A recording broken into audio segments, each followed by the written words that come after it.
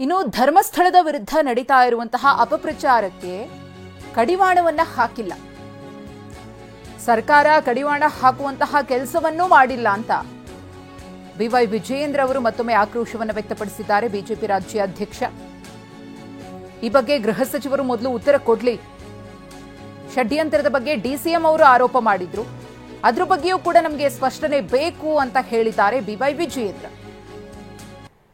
ಇವತ್ತು ರಾಜ್ಯದ ಜನ ಎತ್ತಿರುವಂಥ ಪ್ರಶ್ನೆ,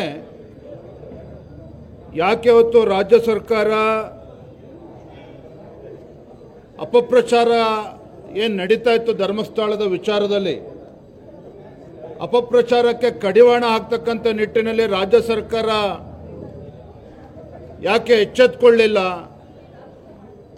ಅಂದರೆ ರಾಜ್ಯ ಸರ್ಕಾರಕ್ಕೆ ಅಪಪ್ರಚಾರಕ್ಕೆ ಕಡಿವಾಣ ಹಾಕಬೇಕು ಅಂತೇಳಿ ಇಚ್ಛೆನೇ ಇರಲಿಲ್ವೋ ಅಥವಾ ಯಾವ ಕಾರಣಕ್ಕೆ ಇದು ಆಗಲಿಲ್ಲ ಅನ್ನೋದನ್ನು ಮಾನ್ಯ ಗೃಹ ಸಚಿವರು ಮಧ್ಯಂತರ ವರದಿಯನ್ನು ಕೂಡ ನಾವೇನು ಆಗ್ರಹನ ಮಾಡಿದ್ದೇವೆ, ಮಧ್ಯಂತರ ವರದಿಯನ್ನು ಕೂಡ ಒಳಗೊಂಡಂತೆ ಧರ್ಮಸ್ಥಳದ ವಿಚಾರದಲ್ಲಿ ಗೊಂದಲಕ್ಕೆ ತೆರೆ ನೀಡ್ತಾರೆ ಅನ್ನುವ ವಿಶ್ವಾಸದಲ್ಲಿ ನಾವು ಇದ್ದೇವೆ.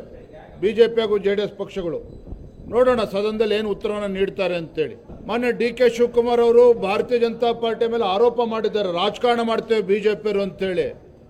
ಮಾನ್ಯ DK ಶಿವಕುಮಾರ್ ಅವರೇ, ತಾವೇ ಹೇಳಿಕೆಯನ್ನು ನೀಡಿದ್ದೀರಿ, ಧರ್ಮಸ್ಥಳದ ವಿಚಾರದಲ್ಲಿ ಬಹಳ ದೊಡ್ಡ ಷಡ್ಯಂತ್ರ ಇದೆ, ಸಂದರ್ಭ ಬಂದಾಗ ಉತ್ತರವನ್ನು ನೀಡ್ತೇನೆ ಅಂತೇಳಿ. ಇನ್ನೂ ಯಾವಾಗ ಸಮಯ ಬರಬೇಕು ನಿಮಗೆ? ಹಾಗಾದರೆ ರಾಜ್ಯದ ಜನ